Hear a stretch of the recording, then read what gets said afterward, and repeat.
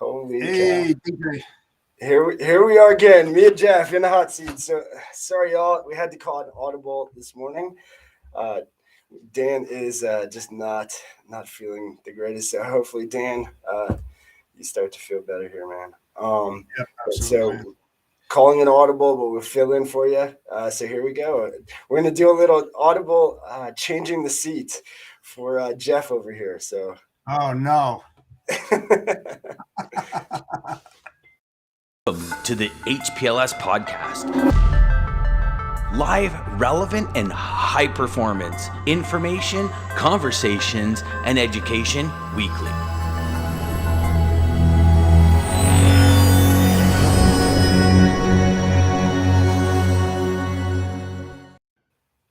All right. Well, there's Lisa.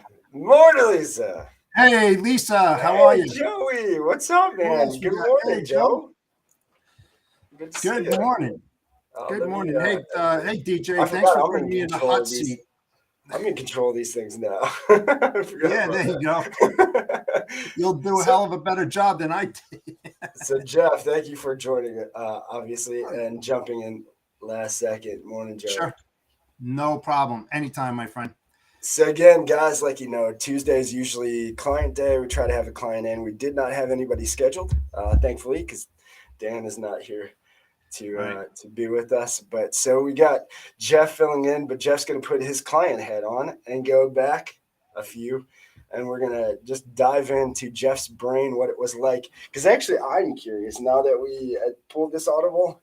I'm curious what you thought then as a client getting calls from brokers like us, anybody out there listening, and now what has changed. So what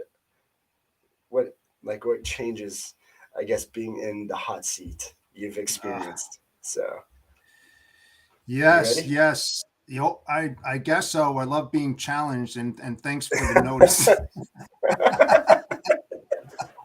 right.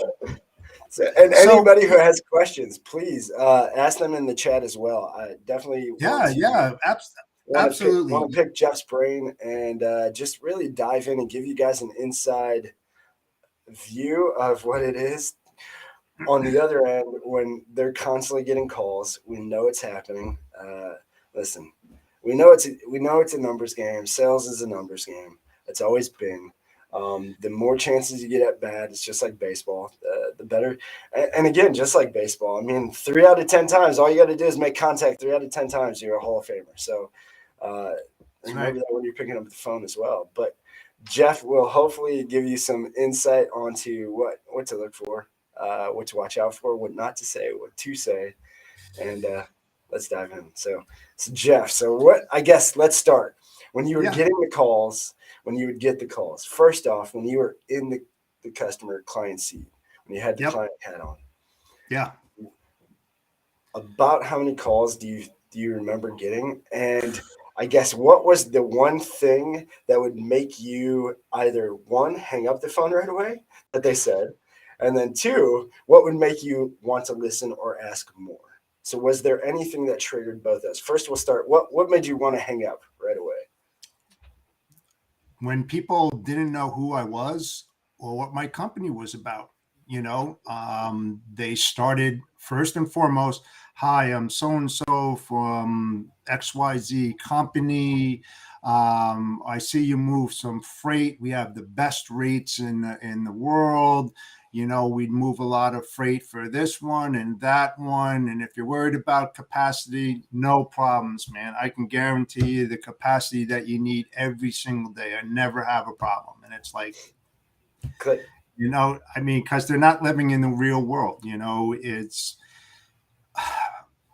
when I started, it was tough. It was really tough.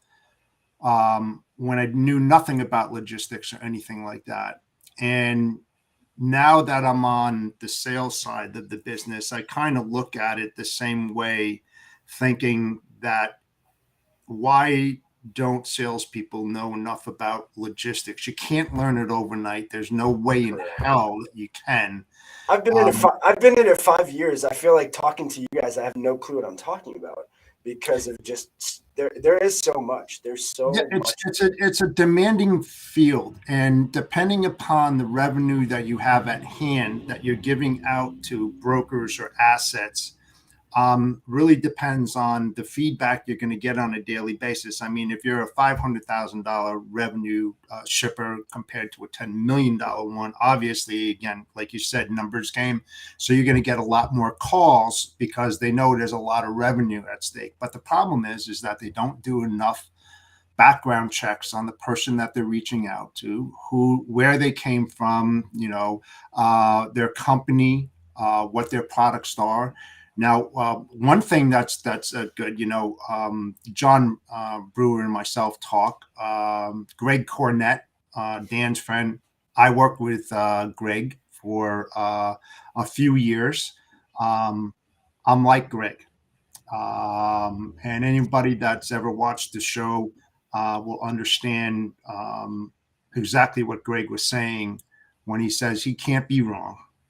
He has to be right all the time because the pressures are on him day in and day out. I had a podcast. I just didn't have time to do it, called Blindside Alley. And there's a reason for that name, because you get blindsided every single day. Yes. Sales guy, the only thing you're getting pressure to make calls. You're getting pressure to bring in revenue. You're pressured to sell, and it's almost like a single aisle. Okay, but in logistics, you got many different avenues that you're dealing with, just totally complex, that are hitting you left, right, front, rear, all day long. There's not a moment in our lives when we're in that position that we have free time to discuss everything, because we're chasing and putting out fires. We're talking to our associates, we're moving throughout the departments all day long. What's happening? Again, the more you ship, the more problems you have. And the thing is that, you really have to do your homework as a sales guy. Now, I'm not a sales guy, and I keep on telling everybody that, and everybody says, but you are, You are. Listen, but I'm you not. fix people's problems, and that's what a sales guy is. Well, a sales guy of what we think a sales guy was. Andy Paul, shout out to Andy Paul. We had him on the show, but he wrote that book, Sell Without Selling Out. That is you and who else? I think actually I had this argument with John too. I'm like, John, you guys are sales guys because you care. I think the thing we think is sales guys mean you have to come off a certain way or talk a certain way or look a certain way, because that's what we were kind of like focused to do. But it's not. It's you guys are the. I mean, you guys are my ideal, and that's why I'm so glad we're talking about this. But you guys are my ideal ICP. Like, I can tell you, Greg, John, you would be my go-to that I would die to have as a customer, because your passion for what you do, I can tell. And that's a big thing to me, because then you actually care about what you're doing. And so, I feel like the customers or the clients who are out there sending lists, or just shopping the lowest rate, or just following the orders above and not really questioning, especially if they're told to just do those certain things. I don't think they care. It's just a job to them. They're just there to do the hours and trade time for money. And you guys, to Greg, I mean, look, Greg said it, an extra 20 hours a week he doesn't get paid for. I bet you, DJ, it's more than that. I bet you it is too. Again, people it like is. Yeah, I can tell you would because do the same, and John would do the same, and so that is the difference between, again, the old school mentality. We got to get rid of this whole idea. Grant Cardone said it. Selling, everybody is making a sale, whether it's a commission is not just money, time, partnership, relationship, anything can be a commission, and it's not being this saying the right words, or just tricking people like the snake oil salesperson.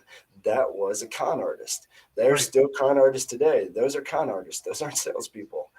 No. And when Greg and I worked at Snyder National for many years, we were both on the intermodal side, and then I was on Snyder Logistics side at the Ford Motor Company when we started up a 4PL operation there. And it's funny, I feel bad for sales guys today, and here's the reason why. Because I think it's easy to adapt to a sales position coming out of logistics than going into a sales job and going into logistics. Yes. Because it's the unknown. It's the Yeah. unknown factor. If you know it and that's your role and you understand it, the transfer is easy, Yeah. because you know what to look for, what to understand, questions to ask, questions not to ask. And the first thing that a salesperson should never, ever do is discuss freight. I know that sounds ridiculous, but I'm telling you, when they come in and it's boom, I moved this thing. No. The meat and potatoes come from the operation. Yes. Greg Cornett will tell you that. John Brewer will tell you that it's more about knowing their business, the niche that you're in, decide or find out what that is. And above all, and you cannot do this overnight, what is your value? What is it? And what deciphers you and differentiates you from your competitors? Yes. Everybody has, again, their own niche. And you have to drill in to find that. It's not an easy task. I learn every single day. Sometimes when I start out, zero in this field. I mean, I was struggling, and now I'm in the six figures, and it's like it's great, but it didn't come overnight. It took a lot of work, and I'm still not done. And as I grew, I got a partner as well, and things are starting to grow. And the way the partnership was formed was from a single call. Talking about logistics, and we hit it off. And next thing you know, he and I are working together now. So yeah, so it's really difficult. I mean, I ask, it's really funny. And some people will say, what the hell is he talking about and stuff like that. I put posts out on LinkedIn and I ask some serious ass questions. And when I have those polls, I get a lot of impressions, thousands of impressions, but the response to the polls aren't there. I just put one out there, and it's like, one of the one. Are you yeah, talking about the load? well, not just the load. I mean, I could walk into any DC, any warehouse, and I know I'm going to find something. I guarantee it. I mean, I know where to look and what to look for. The thing is that when it talks about fuel as accessorial, right? Is it part of margins? Do you add your margins in it? Is it unethical to do so? Or is it part of business? And it's really funny why people don't want to answer that. Why? I don't know. I have my own feelings about it and stuff like that. But those are the type of questions that you're going to either be asked by the prospect or your future client, and you got to be prepared to answer those freaking questions, because that's very, very hard. And that might be a differentiator between you and somebody else that pumps up margins on fuel, where another person may have just done a complete pass through, even on all accessorials. Because I mean, where's the justification?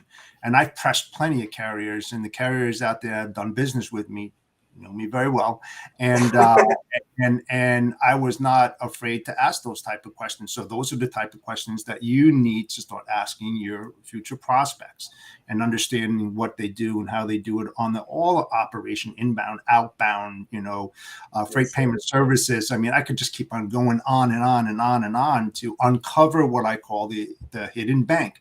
Every operation out there, I can guarantee you, has issues. And there's always hidden banks within that operation. It's your job as a salesperson to be able to get in there and ask those proper questions in order to uncover them. And then one leads to another. Bam. Boom. Can we get a boom? Can we get Boom. a boom? But I'm not an expert. Amazing info is right, Yeah. Jeff. Amazing info. So thank you, Bahar. And we actually, Joey, you're right. We are all salespeople. We are all salespeople. We need to remember that sales. There's con artists, and then there's salespeople. And salespeople are people who are just trying to find a problem and fix a problem. We have a solution. You have a problem. We want to fix your problem. That's a salesperson. Oh, and that's absolutely. everybody from a broken heart. You want to help somebody's broken heart. You're a salesperson. You're helping them. Whatever it is, you're helping them. So yes, I agree, Joey. Everybody's a salesperson. You know what's really funny, DJ? And I'm not going to throw any company under the bus. I'm not that kind of person.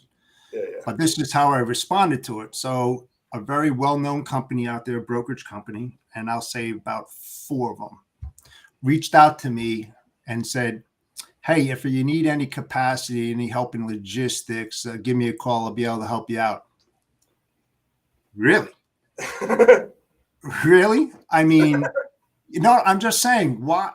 I mean, these are the kids that are coming in that either weren't properly trained in the sales part of the business. They didn't do any background checks on me.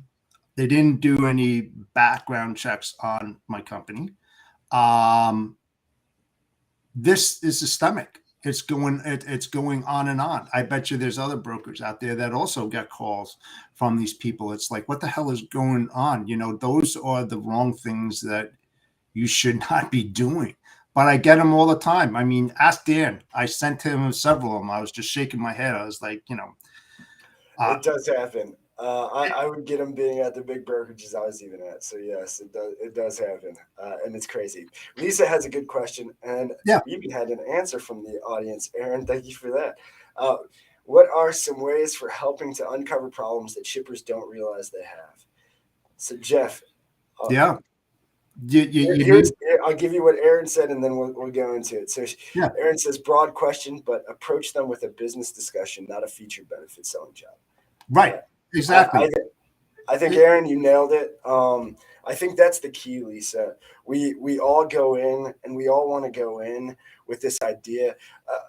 Kind of backtracking before I go into that, Jeff, you said you nailed it with niche.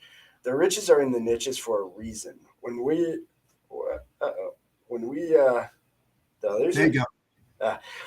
The riches are in the niches for a reason. When we can focus and get hyper focused and hyper specialize in just that area, then knowledge is power. Yes. When you have the knowledge, you can talk to anybody. And then once that person, so Jeff, an ICP, a client like Jeff, like Greg, like John, they're going to put you they're going to put you right on the spot. They're going to ask you questions, Definitely. Especially if they feel that you have no clue what you're talking about. They'll try to trip you up. They'll usually, do you have any capacity in this place? And they know, I think John even mentioned this, I'm not even there. I'm not there. You didn't even research where our distribution centers are. But I think it's because and I did this, first getting into this industry, I went after everything because I really didn't have a niche. And then once I figured out, okay, I really like this, I really understand this, and you have to do a niche, especially in logistics, I think, but more importantly, everything. If you can just be a professional and learn everything you possibly can of whatever your niche is, you can make as much money as you want out of that. But you can't be all over. And I think that's where, Jeff, your answer of, people chasing who maybe they do refrigerated freight all the time, and now they're coming to you. They're asking questions, but they're used to that. Stay there and and chase that. Don't hop around. And I think that's where we try to really spread, but then our information and what we can give out is very weak. So yeah, I think though, Aaron, you nailed it. don't go in just, oh, this is what I can do. And Jeff, you kind of touched on that. You said, don't come in telling me, oh, this is what but really, I think you need to dig deeper. And the only way you can dig deeper is you need to know inside and out that niche of what you're doing.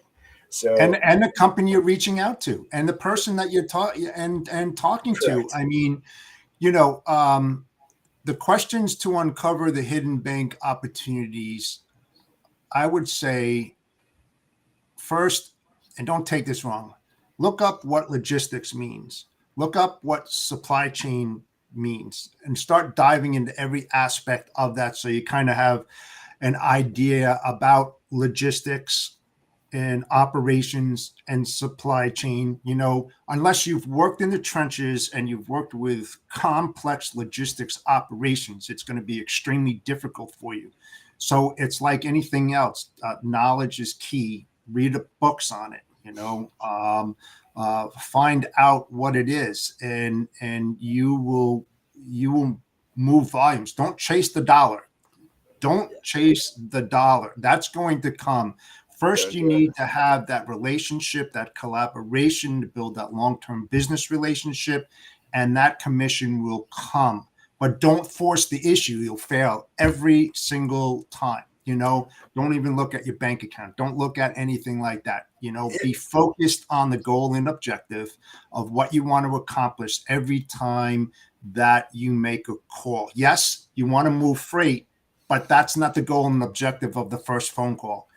Absolutely not. John Brewer will tell you that. Greg Cornett will tell you that. I know it as a fact. I wouldn't say it unless that. And that's why every time I make a call, I don't make many because it's not about the quantity of the calls I make. It's about the quality. And every time I make that call, I put myself in their seat. And then I say to myself, what did I like to hear? What didn't I like to hear? And I just go about being myself. I'm not going to pretend to be someone that I'm not. I'm not a sales guy. I'm a logistics guy. So I sell logistics and problem solving, solutions that, will help them. And it takes time. Might take a month, 2-3 months, to make something come to fruition, but don't expect it to, you start making money and moving freight the first call. And I think to add on to what Aaron said as well, I will say this. So, and this is something I'll tell you guys, I learned from networking group. BNI has been so positive as far as networking, but then also like just the way it works. And I think if you guys if anybody watching has been in a networking group, especially the seasoned guys. So BNI has been around for a long time. There's guys in some of these groups, in the group that I was in there 13 years. Those guys are kind of like the holy grail of the ICP of customers, but you need to show your value and give them more before they will ever open up and give you the floodgates of their golden clients and referrals, because BNI is all about referrals, but they're not just going to meet you, say, hi, oh, welcome to the group. Here is all of my best customers. They're not going to do it. They want to see what you're bringing first. And so the philosophy of BNI is givers gain. And I think what you need to do, anybody making calls, whether you're calling for this or any other business, try to give as much as you can, information-wise, knowledge-wise, anything you can. Just asking questions to get them to think. Give your time, but try to give so much value that they can't say no to what you're bringing to them, and they're going to ask, okay, what do you need from me? What do you want from me?